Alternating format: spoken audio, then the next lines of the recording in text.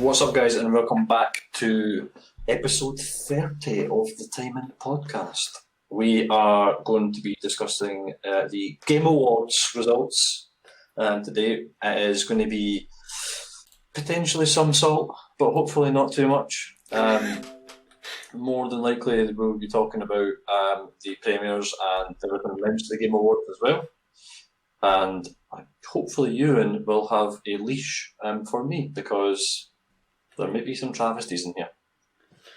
But there's definitely we will get into that in today's episode. But before that, Ewan, how have you been? Not too bad. As you say, I'm a bit surprised at some of the results, we'll say. And I'm quite happy that we can officially say the podcast is middle-aged. We're 30. We've made it. True, very true. Scary stuff.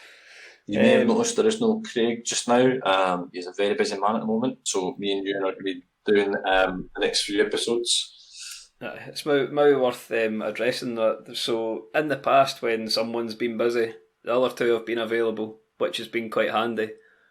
But starting in between last week and this week, all of us have been busy, which has proven to be a problem.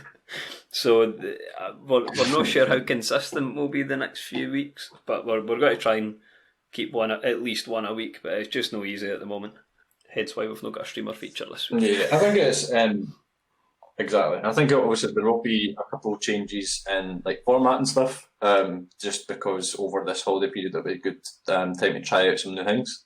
But we will see, and as always, your feedback is appreciated. You can reach out to us on any of our social medias, and we'll go from there. Hopefully, the lineup of the next few episodes is going to be pretty good. Mm-hmm. We may have a guest or returning guest episode, which I'm excited about. I'm sure Ewan is as well. In fact, another clue. I think I'm going to come up with another quiz for it. Test your knowledge again against the expert. Now, before we start on the Game Awards, again, a big shout out to our sponsors, Rogue Energy. If you guys are looking to place an order with Rogue Energy, please use the discount code Timing Podcast for 10% off your order. Let us know, tweet us, message us on Instagram, anything at all, and let us know. It'll be much appreciated. Now, it's time, Ewan, to get into it. I think the Game Awards, first of all, you need to start with the big one, the headline. Game of the year. I know you're a little bit tilted about this. So, for anyone who doesn't know, we'll play along like a little game here. Game of the year nominees were Last of Us Part 2, Animal Crossing: New Horizons, Doom Eternal, Final Fantasy VII Remake, Ghost of Tsushima, and Hades. Bundy, I believe you had strong feelings on who should win. The clear winner there is Ghost of Tsushima. That's it. However, the winner was, and I want to hear you say it. The words can't leave my mouth. So it was The Last of Us Part 2. Now, we spoke about this at length, was it last night? About Last of Us Part 2. And I haven't played it, I've watched videos of people doing playthroughs, but would you like to explain the sort of divide that's in the Last of Us community? Right. I will keep this very brief, right? So, The Last of Us, the original game, masterpiece, amazing. One of the best games to come out in the past long time, to be fair now, actually. It's quite an old game. Anyway, The Last of Us Part 2, I was like, oh my god, a sequel. Oh my god, this is going to be amazing. And then it's just so bad. Basically, what they decided was, okay, the writing and the direction and everything in The Last of Us Part 1 was amazing, but let's character assassinate in the second one. Whoa! No. The divide is basically my feelings, you share them, or you think The Last of Us Part 2 was even better than The Last of Us Part 1. If you think like that, please go and get checked. Well, for what it's worth, it's won multiple awards. and the way you explained it to me is it's not a game that you go to for gameplay. It's one that you go if you're chasing story and you're not as interested in high intensity gameplay. If you're giving Game of the Year to a game that's story driven, that like I understand, right? But at the same time, all of those games are very story driven games. Mm-hmm. Maybe not so much Animal Crossing, but there's still a story there, Yeah, right? to a lesser extent. But exactly. But for example, Ghost of Tsushima has some of the best story and some of the best combat and everything else as well. Whereas The Last of Us Part Two, the combat's just, it's an addition to the story. It's not something that someone's ever going to go, oh, I love the combat in The Last of Us Part Two, I'm going to play it. No, wouldn't happen. Well, let's bring a bit of justification to it, because the next award is game direction, and one of the two games that we're speaking about here, Ghost of Tsushima and Last of Us Part 2, both nominated again, and Last of Us Part 2 won. So they're doing something right, you know. If the direction is so good for that game, you can see why it's winning Game of the Year. See, it's very rare that games get that much direction, you know what I mean? But that's the thing, because at the same time, like I understand that. The one thing that I will say though is like the Final Fantasy VII remake. Everyone's like, "Why are they putting a remake on there?" That is not a remake. That's Final Fantasy VII, and then they start out the same, and then they just go twist, and it deserves to be there. Ghost of Tsushima speaks for itself. One of the greatest games, probably my top game I've ever played actually. Yeah. Hades, a roguelike, which is absolutely fantastic. One of the best indie games to come out, and just something that is a giant in the indie world, in my opinion. Yeah. Half-Life Alyx, again, an absolute banger. The direction in that and the gameplay and everything, amazing.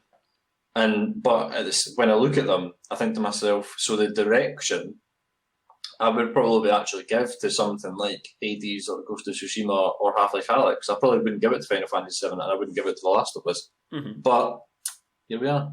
Well, it's something I'll bring up with an award later on, because it does relate to Last of Us Part 2. But seeing a game that is so heavily story-driven, I think that the direction, almost like as if you were filming a movie, the actors, actresses and the directors have to be on point. They have to be top tier. And then what we often talk about between the three of us is, for example, playing Destiny. I know you two hate Nolan North, the guy who voices your ghost in it. And so that's an example where that would maybe bring you out of the game. You wouldn't be as immersed in the game when that sort of thing triggers you. So it's just something to bear in mind when we get to the characters later on. So, Going back to I agree. The award for most anticipated game. Now, this is an interesting one because it relies on two things. Which has the most loyal followers based on nostalgia, and who has the best hype man? That's what this award comes down to. Let's be honest. Try to run us through the nominations. So the thing for me, right, and I will again there'll be some bias on this, right? But we had The Legend of Zelda: Breath of the Wild sequel, which I think will definitely be a very highly anticipated game because Breath of the Wild is a fantastic game. Yeah. Resident Evil Village, not really one I can speak on, not seen too much about it. Horizon Forbidden West, again, Horizon Zero Dawn, a very, very good game, and something that I think if they stay in the same universe, but maybe not Aloy, it would be a good move. But even continuing with Aloy, it's one of those games that'd still be quite fun. The God of War sequel, oh my Jesus Lord. I thought that one would stick out. Bring Ragnarok, please. This is probably the second best game I've ever played. I just love it. So when I seen that announced a couple months ago now, wow. Halo Infinite. At this rate, this might win the same award next year. Very true, right? And this is the thing, because Halo Infinite, I was very looking forward to it, and they've showed some stills and stuff with the PvP, and it looks cool. It looks cool. I'm worried because they were like, we're going to delay. And we're like, right, okay, you were going to be a launch game for the Series X. Cool. And they were like, autumn 2021. I was like, well, what? I know. What? I mean, COVID and stuff. And biggest delay we've some, heard of, like close to release date, I think, was about 2 months. Probably, yeah. And I think that, like, I don't know. It worries me. I just worry because I love Halo. I think it's probably the game that me and you actually played the most growing up. And I think that Halo 3 anyway. And I think that it's just that as long as it can go back to its roots in terms of core gameplay, but expand on like the Halo 3 and stuff like the actual story and all that kind of stuff would be amazing. Well, that being said, that the Halo game, I take a bit of comfort from the fact that it's been, held back, delayed, and they're still working on it. Because whenever I hear a developer doing that, I think, good, they're not going to ship a half-baked game and then it will take a year before the updates catch up and actually bring it to a playable level, like Destiny 2 on release or multiple others. And having seen some gameplay from it, I thought it looked okay. It didn't look like, you got some nostalgia when they used a needler, that kind of thing, but it didn't look incredible and nothing really leapt out at me, so I'm kind of hoping a bit of tweaking behind the scene will change that. I used to be an optimist like you, and then Cyberpunk 2077 happened. We'll leave that one for next. Delays mean nothing to me now. But yeah, and then you've got the winner, Elden Ring, which I've been looking at this because it's been kind of talked about for a bit, and I was talking to you about this not too long ago, and the reason that I am so excited, because one of my favourite franchises, probably actually my favourite franchise now, really, is the Souls franchise. And whether it be Demon Souls, Dark Souls 1, 2, 3, Bloodborne, whatever it is, it's a massive, massive fan. And basically, Elden Ring is, again, going to be like a Souls-like game. But they've done that and thought, how can we improve this? I know, let's get in fantasy novelist George R.R. Martin. He who created Game of Thrones. Now, if you're telling me that you think to yourself, Game of Thrones and Dark Souls aren't a combination made in heaven, you're lying. No, I'd agree with that. I'd argue that it pairs nicely with Skyrim in a way. Me and Craig spoke about other things that were similar about that before. It's like it's a combination like salt and vinegar, cheese and onion. I mean, it's just perfect. And I'm just so excited, so excited. So, are they relying on him to write the story, or is he just advising, or have they not really released it yet? Well, I don't know because I'm going to butcher his name here, but Hideko Miyazaki is the kind of writer of the Souls franchise, and he always has a very focused narrative. Like his lore in Dark Souls, everything is insane. The story of any of the games are amazing. So he usually has a kind of idea of what's going to happen. So for him to even bring on George R.R. Martin, I think is a big thing. So, but then again, I just don't think you would waste someone like that, and I don't think you'd even bring them on if you didn't plan on having their input quite heavily impact the game that you're making. So he's not just doing it to assign George R.R. Martin's name to the game. He must be having an influence of some kind. He just doesn't need to. That's the thing, because he is a legend in himself. He's probably one of the most respected game, kind of just anyone actually in the gaming industry. To be honest, he's not even just a writer. I think he's one of the most respected gaming industry, and I think that in itself speaks to George R.R. Martin as well, actually. But yeah, that was obviously the winner and most anticipated game, which is probably my most anticipated game, other than God of War Ragnarok. I don't know why they just put sequel, but that's another thing. I thought that was a bit odd. For me, it would have been Halo, because how long has it been since we've had a Halo game? And wait, a completely new sort of thing like Elden Ring.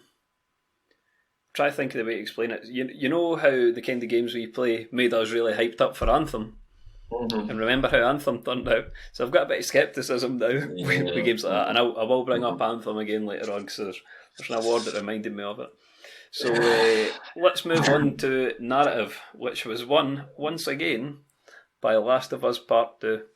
The other nominations were 13 Sentinels, Final Fantasy VII Remake, Ghost of Tsushima, and Hades. I'm not too surprised. Like you say, all the other games have a great story, but Last of Us is a game that is focused on the narrative. That is the purpose of that game. But it seems like if you had said The Last of Us and took out the part 2, I agree. Deserved, right? But all they done was character assassination, and that's just bad writing in my eyes. Yeah. Because they built up these connections and everything to the characters in the first one, and then went, character assassination, let's just do, let's go with that, yeah, cool. And it's just, and then at the same time, right, they try to appeal to the trans community, and you could argue that that's quite a cool narrative. But basically, it was just this random white guy who's like, no, I know how you feel, you trans, yeah, I get that. Mm-hmm. No, you don't. What? It was the weirdest narrative I've ever seen in a game. Like, I really actually respect them for doing it, but like, just some random normal white guy can't really understand that, in my opinion. But it does sound like they were just trying to tick a box by doing that. You know what I mean? Rather than actually addressing the issue. Or and I think it's cool because it needs to be highlighted, and like same with like things like Black Lives Matter and the LGBTQ community, like, deserve to be kind of like highlighted, recognised, and discussed and everything like that. So I like that, but it was just a bit weird. Mr. Teo, the way they went about it. Yeah, they kind of like they had a shot. Did it go far? Yeah, it went all right, but it wasn't a whole lot. It wasn't on the game. You know what I mean? So if we move on a bit, because I'm aware we've got a lot of awards. So the next one, yes, art direction. Yes. Ghost of Tsushima won something. Here we go. Now, let's be honest, the others in the category were all good and probably on par because it was Final Fantasy VII again, Hades again, Last of Us Part 2 again, and Ori and the Will of the Wisps. So, art direction, I'll let you talk through this because everything you've said about this game I agree with. I think that art direction probably would have been one of my biggest things for Tsushima to win, and I'm glad it did because, especially coming up against like Ori and the Will of the Wisp and Hades and Final Fantasy VII, because there's a lot of different art directions. Like Hades is a very different art direction to Final Fantasy VII. Final Fantasy VII is very different to Ori and the Will of the Wisps and The Last of Us. But Ghost of Tsushima was just the most enticing, appealing. Just wow! It was just like the fact that you could go through like fields of flowers and continue, and you'd see the landscape gradually change, and then you'd be in a forest. You could be in a bamboo forest. You could then go through, and you'd be in a kind of more flat plains, and then you had the kind of snow areas and the north of the map, and it was just the way that it wasn't just like you cross a border and it's snowing. It was just.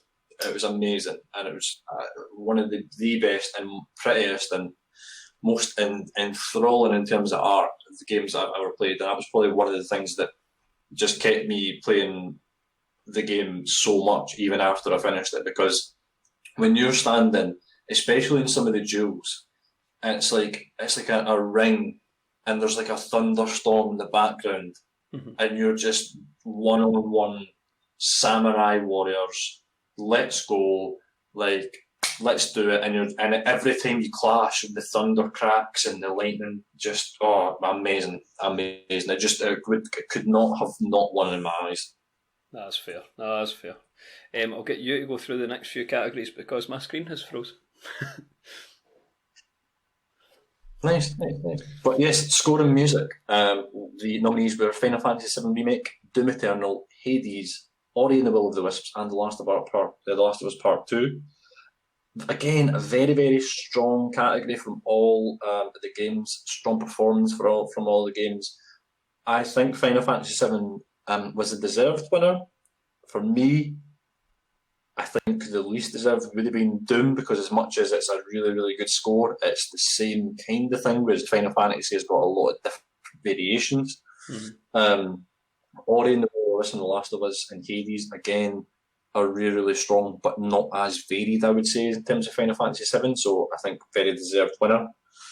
Always wary of a remake. Always wary of a remake, because Yeah. I think that's got to be easier to do than a game from scratch or a sequel or something, you know? I think it was just the way that they implemented it in the game, because as I said, like the Final Fantasy VII remake to me is like, if I'd actually, there's a perfect way to explain it, because I was listening to the GG Over Easy podcast earlier on today, and they explained it as, imagine you went and you bought a burger, right? Mm-hmm. Someone hands you that burger. You then take that burger and you start putting your own things on it to make it different. That's literally what they done in Final Fantasy VII. They had the burger itself and just started layering other things on. So it's the same burger, but very different. And that's probably the perfect analogy for the Final Fantasy VII remake. So I think it was a very, very good and deserved winner. Audio design. The nominees were Resident Evil 3, Ghost of Tsushima, Half-Life, Alex, Doom Eternal, and The Last of Us Part 2. Last of Us Part 2 won. Again, it's a toss-up between Last of Us Part 2, Ghost of Tsushima, and actually Half-Life Alex for me. Half-Life actually probably would have been my winner, mainly because Half-Life Alex for me is one of the games that if it didn't have such a good audio design, you would really notice it. Yeah. Like the sounds the things that you interact with in Half-Life Alex really, really make a difference. And when you hear something that doesn't sound out of place, it kind of like throws you off. Aye. But not a problem in that game, so I think that probably would have been mine. The next category of performance, which was Lauren Bailey, who is Abby in The Last of Us Part 2, Ashley Johnson, which is Ellie in The Last of Us Part 2, Daisuke Suju, which is Jin in Ghost of Tsushima, the main character, Logan Cunningham, who is Hades in Hades, and then, again, I'm going to apologise for the butchery of this name, Nadja Jettern, who is Miles Morales in Marvel's Spider-Man Miles Morales. Laura Bailey won, and I think it was, to be honest with you, mate, a toss-up between Lauren Bailey and Ashley Johnson, because even though I don't agree with the game, the performance that they gave voice acting wise was probably some of the best out there. And realistically, if if they weren't in the game and they didn't do such a good performance, it wouldn't have been anywhere near the game that it was, if you can call it that. But yeah, absolutely deserved, 100%. That was what I spoke about earlier. I mean, the actresses were that good. The direction was that good. You know, it's hard to argue with that game winning so many awards. The next one was Games for Impact, which an interesting category. Tell Me Why, who was the winner. If Found, Kentucky Route Zero TV edition, Spiritfarer, and Through Darkest of Times. All very interesting games, and genuinely I would recommend anyone to play every single one of them, because they all deal with very, very real subjects. Spiritfarer, for me, probably would have been my winner. And Spiritfarer, if you've never played it before, is about essentially you taking people who have just died and then making sure that they're comfortable in the afterlife. And it's just something that it's done in such a wholesome way, but it's also very real and very relatable. So for me, I think that dealing with an issue such as death, but in such the only way I'd really be able to describe it properly is such a warm way, is something that I think is very, very difficult. And the fact that they've done it is outstanding. So Tell Me Why, also a very deserved winner, but I would have been Spiritfarer for me. I quite like that. I'd never even heard of Spiritfarer until these awards. I think that's a great way of putting it. It's quite a wholesome, quite a warm way of addressing such an issue, which is a tricky one. I think it's really good as well, because it's a game that you could aim at adults and also kids as well. and I think it would actually really help people understand and comfort some certain people. I think so. Yeah, I think obviously it depends on the person, but I think that the majority of people who played it would probably find it quite appealing in a really nice way. The next category is ongoing game. Now, this is an interesting one as well. I think you'll ken what I would have voted for. That being said, so the nominees were No Man's Sky, Apex Legends, Destiny 2, Call of Duty Warzone, and Fortnite. In my personal opinion, all of the games have absolutely banged. And I rate these games because they're not bringing out a game year after year after year with a different year slapped on the front of it. However, the winner was No Man's Sky. Now, the redemption story that No Man's Sky has had gives me faith for games like Anthem. Games that I think have the potential to be an absolute banger, but maybe didn't do it right the first time round. This gives me hope that they can be revisited and sort of rejuvenated. The funniest thing about this award, right, was that the guy who was accepting the award for No Man's Sky, when they said No Man's Sky, it zoomed in because it was live, right? So it was like they had like a Zoom call basically, and you see him and he's like taking a drink in what looks like a glass of whiskey, and then they're like No Man's Sky, and he kind of continues taking a sip, and then he's like, wait, what? You can just see it in his face, like, what? And then he just kind of sits up and he's like, oh shit, was not prepared. And then it turns around and he's like, I was honestly not expecting that, and he didn't have a single thing prepared in terms of speech. He had no idea, but then when he started speaking, you could tell how passionate he was and how happy he was that they had won, which I thought was really nice. But it was just so funny because that would be like me making a game and it winning best indie game. I'd be like, wait, what? What? I mean, it's deserving. I think it is a great game. When you look at the absolute giants it's up against, I mean, when you look at the phenomenon that is Fortnite, Apex Legends, or even how big a deal Warzone has become. Now, they're all huge Battle Royale games. Destiny 2 is quite different because it's sort of got a cult following. No Man's Sky, again, well-deserved one. And a tough category, to be fair. You mentioned indie games. Yeah, 100%. So let's talk about the Indie Game Award. We had Hades, Carrion, Fall Guys, Spelunky 2 and Spiritfarer. Hades won this. However, if you're talking about like global phenomenon, you have to mention Fall Guys. How huge that became overnight. I couldn't believe how popular that became on Twitch. Everybody was doing it. People on YouTube I think that OnlyFans models Fall were doing Guys, it. True. I think that the cool thing about Fall Guys was that if it had just kept going and maybe released some new content, changed some things up, I think it would have won. But at the same time, it's one of these studios, like the studio, it's not like a 300-person studio where they just have the ability to pump out content like that. And I think they did a good job of kind of staving the masses off for a while, but then it came to a point where they needed new content, and then the season's kind of underwhelmed slightly, so that was an issue for them as well. I think Hades is actually very well deserved, because if you haven't seen any of the reviews and stuff, and even just the gameplay and people's reactions to Hades who have never really played roguelike games, very, very good. And not something that's inaccessible, because it's kind of like a different art style, but very much in terms of like Greek mythology and stuff, which is obviously quite well known, but very, very cool in terms of the way it was done, and the fact that it had been like an early access game months and months and months before. People had said it's good, and then they just took it to a whole nother level, which I appreciated. Agreed. So, staying on the topic of indie games, we're on to the award for debut indie game. So we had Phasmophobia, Carrion, Mortal Shell, Ragi, An Ancient Epic, and Roki.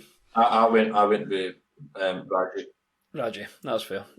So Phasmophobia won. I know that's a game you've played. You want to tell us a bit about it? I think very, I think probably not. That's the least surprising category for me.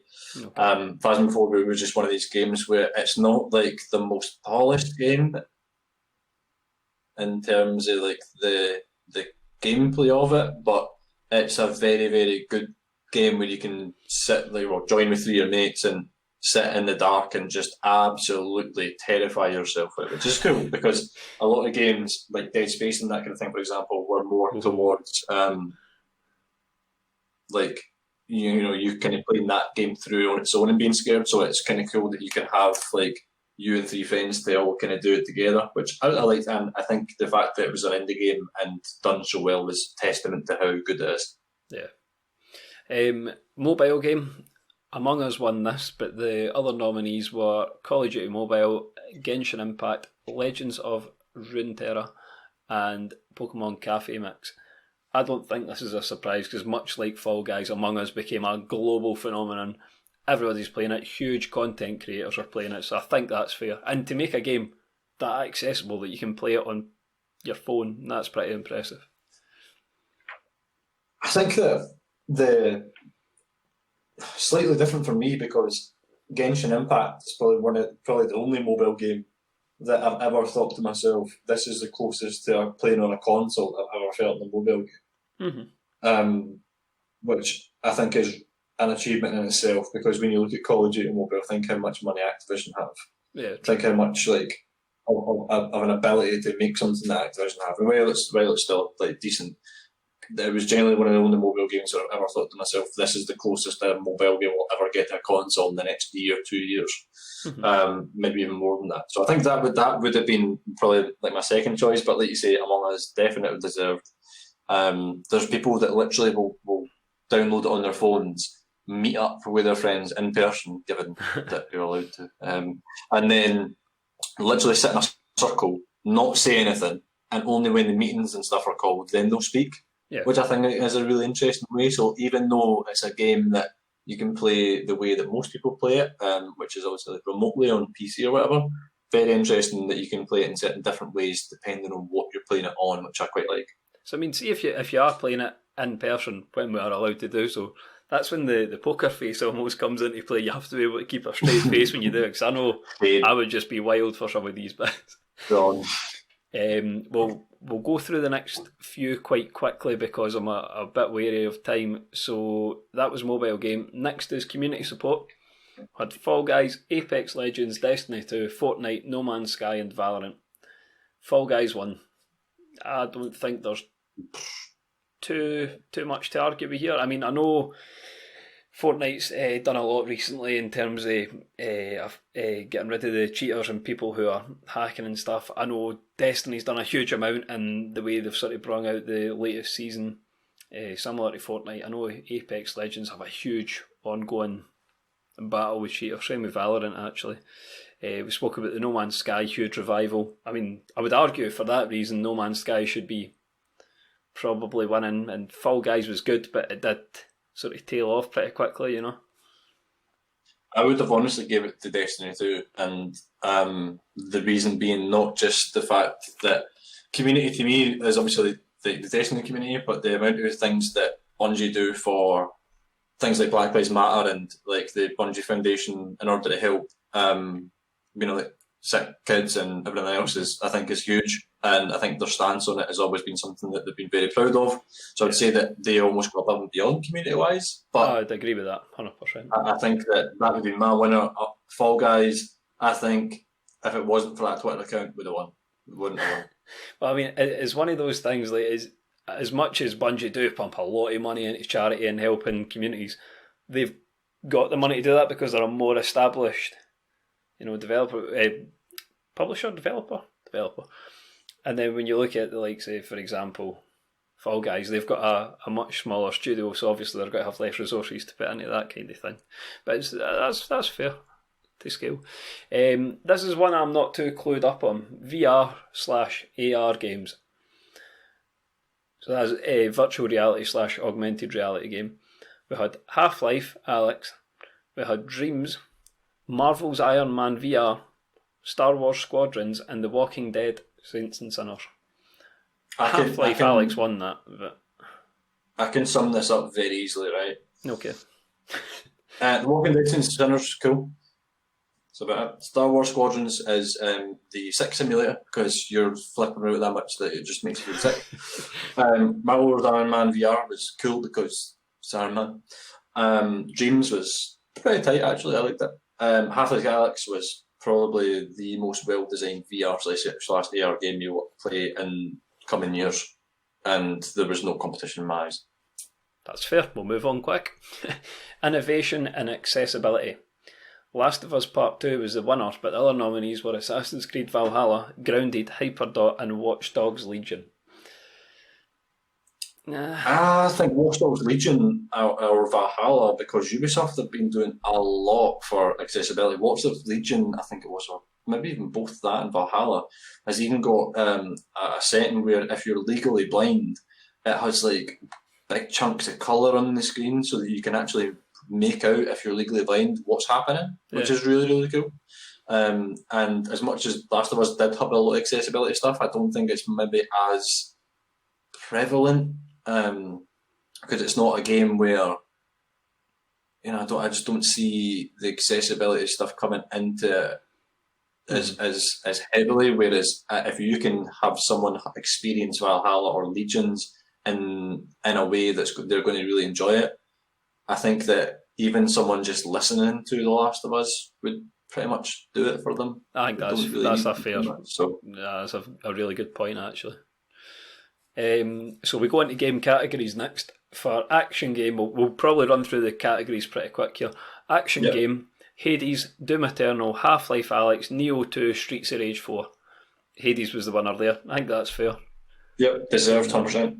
Action adventure game: Last of Us Part 2, Assassin's Creed Valhalla, Ghost of Tsushima, Marvel's Spider-Man Miles Morales, Ori and the Will of the Wisps, and then Star Wars Jedi Fallen Order. Someone show me the adventure part of The Last of Us 2, I'll accept it. Until then... Or the action bit, I mean, I'm with you on that. In my opinion, Star Wars Jedi Fallen Order. Ghost of Tsushima. RPG. Literally the most action-oriented game because you're combating like fuck. And then also such an adventure because you're going to do whatever you want. Literally whatever you want. So, that would be mine. Valhalla, also very good. Action adventure, Spider-Man Miles Morales. I don't think it's really too much adventure. It's more you're limited to what's on the map in terms of activity. It's a bit more guided. Been up there for me. Also, one of the top contenders. Star Wars Jedi Fallen Order. A bit too linear for me. Not really. The puzzles made it more adventure. If they didn't have the puzzles, it would have been a linear story. But again, that would be my only criticism of that game, was that it was very blinkered. You went down a path that was like, do this, then do that, then do this, then do that. There was no sort of open world exploration at all. RPG had Final Fantasy VII Remake, Genshin Impact, Persona 5 Royale, Wasteland 3, and Yakuza Like a Dragon. Final Fantasy VII won this. I think that's okay. I'm fine with that. I would agree. Fighting game: Mortal Kombat 11 Ultimate, Grand Blue Fantasy versus Street Fighter 5 Champion Edition, One Punch Man, A Hero Nobody Knows. We were speaking about that earlier. Under Night in Birth, and then Under Night in Birth EXE Late. I would say that One Punch Man is literally just fan service for One Punch Man fans. Yeah. Street Fighter Champion Edition is just a Champion Edition in the same game that's been out. Grand Blue Fantasy Versus, really, really good game. Mortal Kombat 11 Ultimate, it's just another kind of ultimate version of Mortal Kombat 11. When you're talking about football games, you always say, right, you go FIFA. If you're playing NBA games, you go to 2K. If you're going fighting games, you probably, like this kind of, you probably go Mortal Kombat or Street Fighter anyway. That's, it's got to be one of them. Yeah. Family game, we had Animal Crossing New Horizons, Crash Bandicoot 4, Fall Guys, Mario Kart Live Home Circuit, Minecraft Dungeons, and Paper Mario: The Origami King. See, Animal Crossing won this, but I don't understand it's a family game. Family as in, like, it's kid friendly, but it's not something you can sit down and play with family. Somebody can watch you play it, You but can give it to your kids and teach them how to pay a mortgage. But if everyone's on different consoles, you can sort of play together, which is an expensive way of doing it, obviously. But the thing is, even at that, you can join and you can only go where the other person goes. You can't go past their camera and stuff. So it's not even really a multiplayer game in my eyes. But I would have gave that to Mario Kart Live Home Circuit, which I think is a really really cool game that you can literally sit down and play with your family. Hence family game, but whatever. And you can set the circuit going through your house. You can set it up there. For me, it's that because in my head, when I think of when I was younger, I think Skeletrix, and I do think of Mario Kart as well. But bringing those together, genius, brilliant. And you don't have to break up a circuit and put the wee toy cars away in a box after it. Sim/strategy game. Microsoft Flight Simulator won this. I've got to go through the other nominees, but you can't argue with that. Had Crusader Kings 3, Desperados 3, Gears Tactics, and XCOM Chimera Squad. I think Flight Simulator is very deserving of that. The fact that you can go to a country and the weather will be the same in the simulator than it is in real life wins that straight away for me. You've nothing else. I mean, see, I've got a cousin who's hell bent on being a pilot for a job, and he's using this, and he was showing me you can get a setup. So similar, you can get a racing setup, with the seat, the pedals, and the steering wheel. You can get an airplane setup like a cockpit.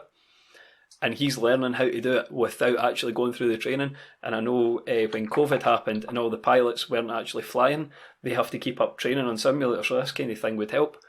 I know they have to go log actual hours flying a plane as well, but, in the meantime, this is good. And you've got actual pilots who might not have had work at the time, but they were streaming this. And it was really interesting seeing how they do it and getting an insight to it. Sport/racing game. Tony Hawk's Pro Skater 1+2, Dirt 5, F1 2020, FIFA 21 and NBA 2K21. Deservedly Tony Hawk. I agree. Any game that has a year after it, don't get me wrong, I'll play them, but it pisses me off a bit that they bring a new one out every single year. I think you can probably skip a year and you'd be okay. And let's be honest, FIFA and NBA heavily reliant on you spending money on packs, and nobody has better pack luck than Bundy. It is very true. Truly sickening. Multiplayer game. Among Us, Animal Crossing New Horizons, Call of Duty Warzone, Fall Guys and Valorant. Now, Among Us won this. I take issue with that. I think that if you're looking at the best multiplayer game, Warzone by a mile. I don't think Animal Crossing is really a multiplayer game. I thought Fall Guys, if you're going to argue Among Us should win because of how popular it was and the accessibility, I would argue Fall Guys needs to be up there as well.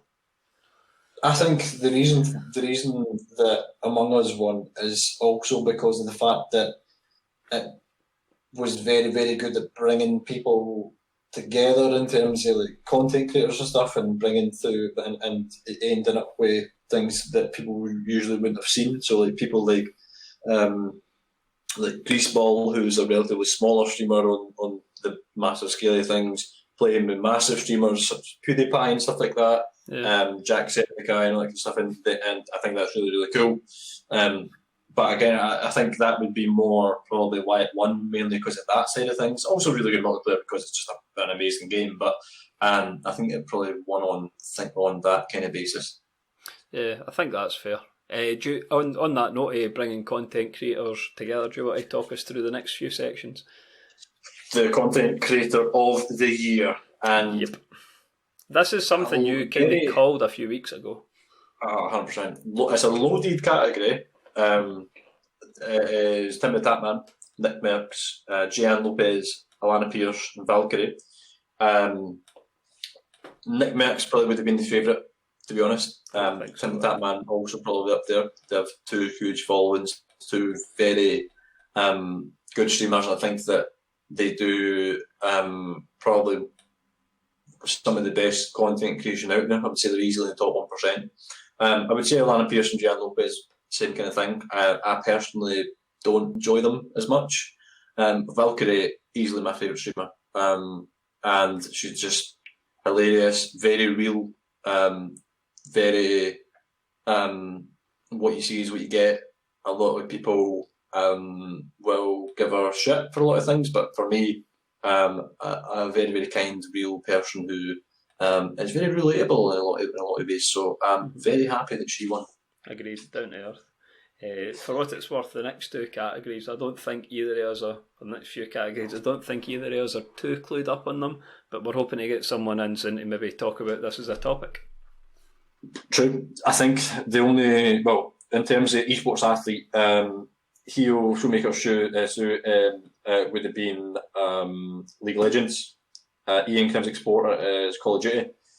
I don't know about Canyon.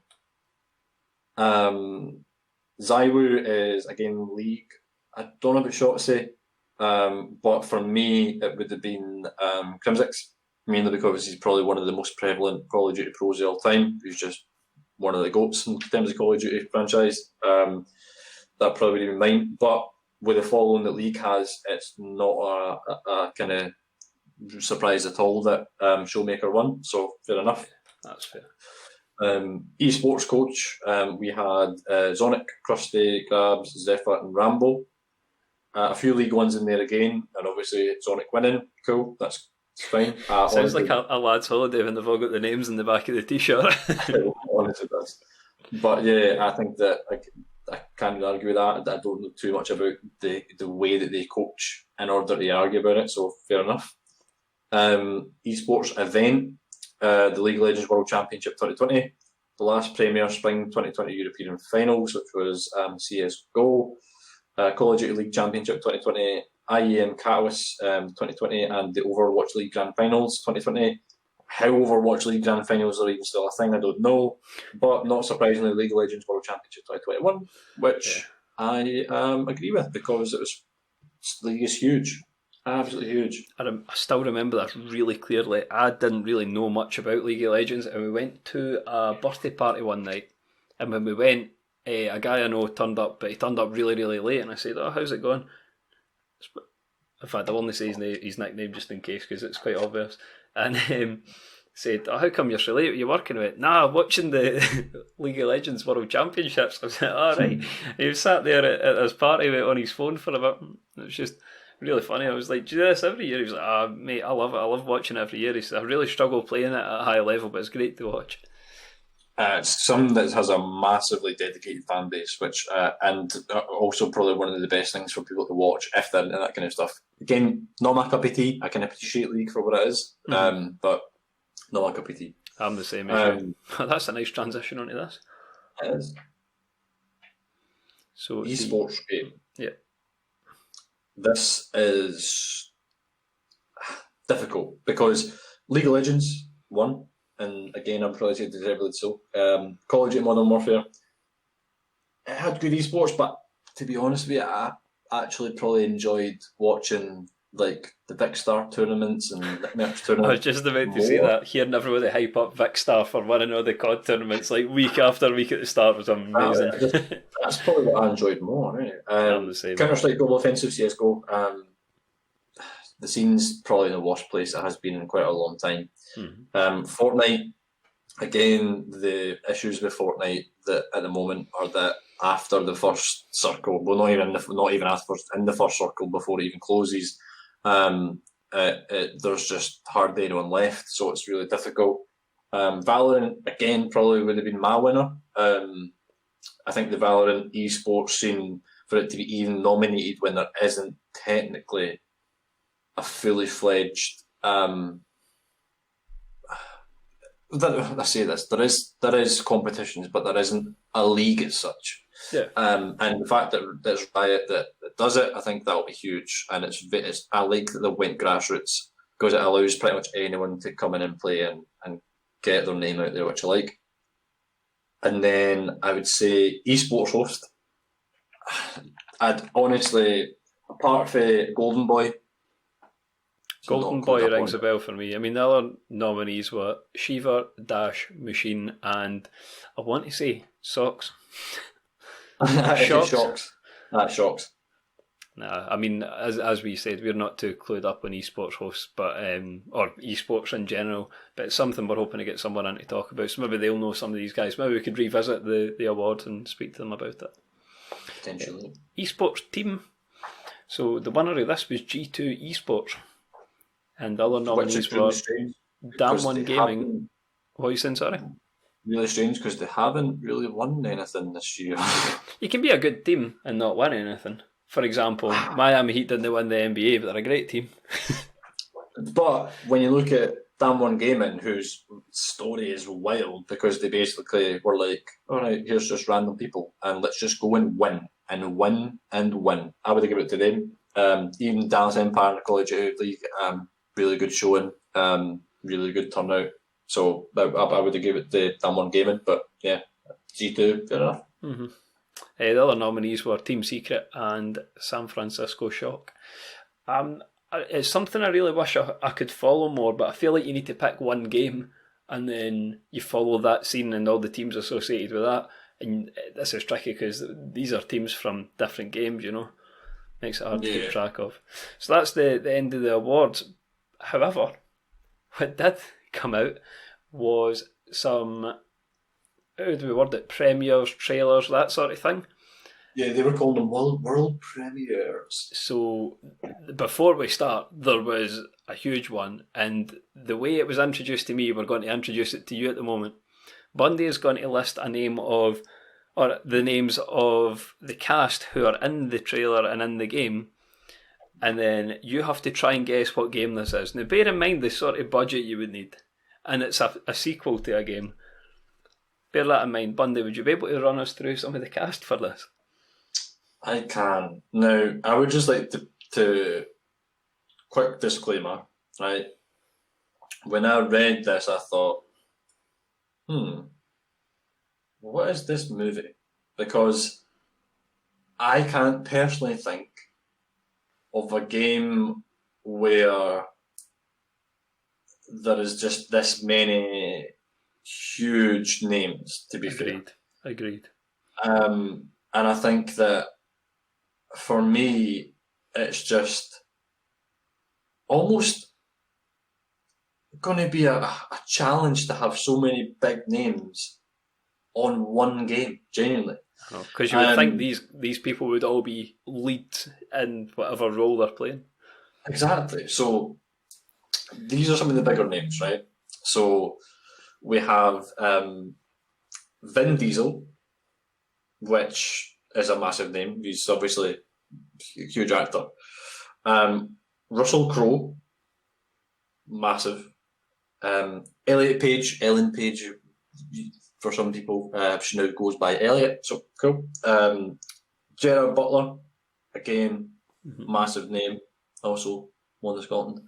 And again, second one of Scotland, David Tennant, another massive name in Doctor Who and many other roles he's done. Carl Urban, Alan Tudyk, Malcolm McDowell. If you had told me those names, would not have believed that they were in one game. Now, let's be honest. If you were guessing, if you knew it was a game and you were guessing which game it was, my guess was a Call of Duty game, because to get actors of that calibre involved, you need an incredible budget, presumably. Bundy, would you like to reveal which game it actually is? Ark 2. Now, if anyone hasn't played Ark Survival Evolved, it's sort of like a more realistic Minecraft, but with dinosaurs and wild technology. That's the only way I can explain it. It is bizarre, but when people seen the trailer, you were explaining that the comments were getting spammed with people saying it's Turok, but if you don't know, was a PS2 game, Turok Evolution, and then there was a sequel that came out on the Xbox 360, but it didn't really take off as well as I thought it should have. But it was a great game. I think it was just a massive surprise for me to have it. Like, if you told me that there was going to be a game with those people in it, I would have said like Fortnite, like, because that, like, maybe they could have done a crossover with the Fast and the Furious and Gladiator, and maybe they've done a film like season. I don't know. That's the only thing I could think of. But for it to be Ark 2. I know. And Ark 1, don't get me wrong, it's a game that I've played a bit, but I was never crazy about it. Now I'm 100% all in for Ark 2. I'm going to be playing it because they're taking a huge leap. They can't put out the same kind of game they did for Arc 1 and just tie a cast like that to it and hope it does well. So I'm looking forward to it. Can I run through some of the other trailers? We'll maybe stop at some of the bigger names. We had Loop Hero, Sea of Solitude, Director's Cut, Shady Part of Me, Nier Repellent, Century, Age of Ashes, Super Smash Bros. Ultimate, Sephiroth announcement. So Wild. That there's a huge competitive scene in Super Smash Bros. Which never seems to diminish. Perfect Dark, Back for Blood, the Callisto Protocol, Open Roads. That looks quite good to me. Here's a banger, Dragon Age. I'm a huge fan of Dragon Age, but I wasn't the biggest fan of the last one, to be honest. Inquisition, I think, was Yeah. the last one. I couldn't. I just didn't get sucked into that one. I didn't get hooked in it like I did with others. To be fair, I think that the thing that gets to me is it's all well and good having Dragon Age, but if you're going to have Dragon Age and you should know, realistically, you should know that the last one wasn't the best, so let's go back to our roots and try and expand on what was good there. Mm-hmm. But I don't know, man. So many games have upset me, like Mass Effect, and obviously the Mass Effect being one of the announcements. And also, they came out and they were like, we're going to make more Mass Effects. Aye. That was that. Yeah, cool. So what's that? 6 years away. Nice. Thanks. Cool. It's good to know what's coming. It's good to know, but how long have we known about the Elder Scrolls 6? Danny, yeah, I can actually hear Craig's tears hitting the ground, and I've no idea where he is. Dragon Age, big Witcher vibes for the games that I enjoyed, and the ones that I didn't enjoy so much were a bit looser, weren't as intense, I found. Next, we have Endless Dungeon, we have Crimson Desert. Seasons. Well, did you see the trailer for Crimson Desert? I haven't watched that yet. It looks a bit like Dragon Age in a way to me from what I have seen. I've seen screenshots from it and articles about it. Watch the trailer. Anyone listening, including you, watch the trailer. That is a very, very ambitious game. Okay, I've just opened a window for that for after this. So now, see when I see trailers, right, they're like, this is not actual gameplay footage. I'm like, nah, miss me with that. I don't want cinematics. Nah, you want it from the gameplay engine, 100%. That whole thing was gameplay. I like that. Wild. I said Seasons, we mentioned Arc 2. There's a game called Fist. I don't really know too much about it, but there's a rabbit wearing a jacket. Strange. Odyssey, Elite Dangerous. That'll be interesting. Evil Dead, the game. Interesting. Returnal. Outriders, Mantra of Survival. See, I'm thinking, is it Odyssey that's the Dead Space-like one? I think it is. Mm-hmm. I think it's Odyssey that's very much like Dead Space. I think it's actually the same. I don't know. I'm not going to say it's the same as the same people that made Dead Space, but I think I'm right. But anyway, I'm looking forward to that. The others, I just don't know enough. I just haven't. They haven't shown anything really about cinematics, and I just don't trust it. Next few, It Takes Two. This one, I'm very excited about this. The Elder Scrolls Online Gates of Oblivion. Now, when we started playing the Elder Scrolls games, we both started in Oblivion, so this is huge nostalgia vibes for us. That being said, I know you aren't the biggest fan of ESO, Bundy. I know Craig goes off and on it. I'm kind of similar. I'll play it in spells, but this has definitely got me going back. I'm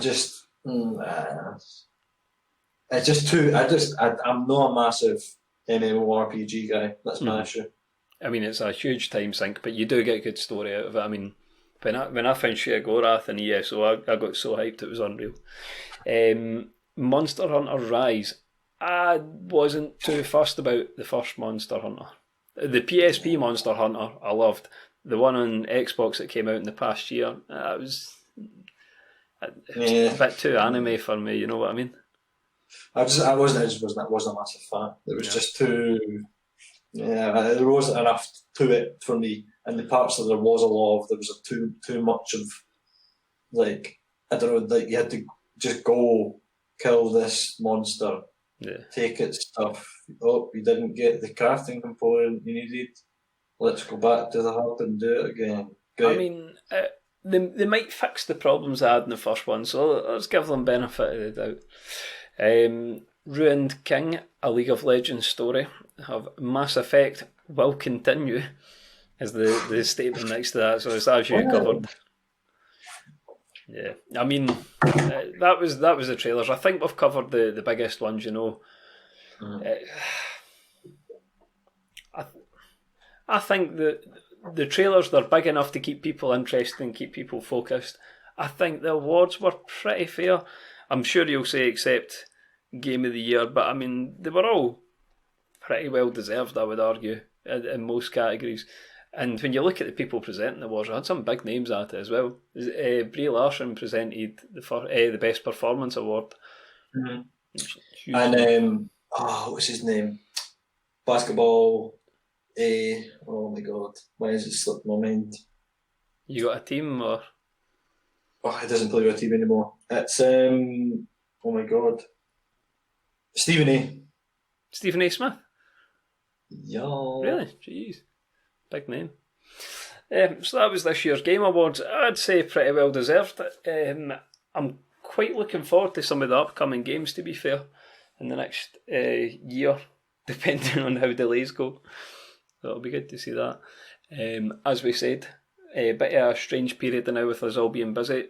If all goes to plan, myself and Bundy will be recording with some guests for the next episode. And in fact, for the next 2 episodes, potentially. Potentially. We'll see how that goes. In the meantime, you can find our social media. If you have any suggestions for episodes or any feedback, please fire at us. Don't be gentle, don't be careful. Straight at us, we can take it. We won't cry, I promise. Well, I don't. I can natural energy. We'll send you a picture back of Bundy crying. People are going to win.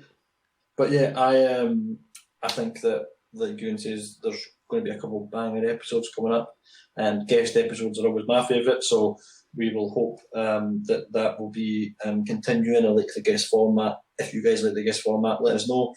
And yeah, that's pretty much it from me. Do you have anything else here? No, happy with that. Catch you next week, folks. Goodbye.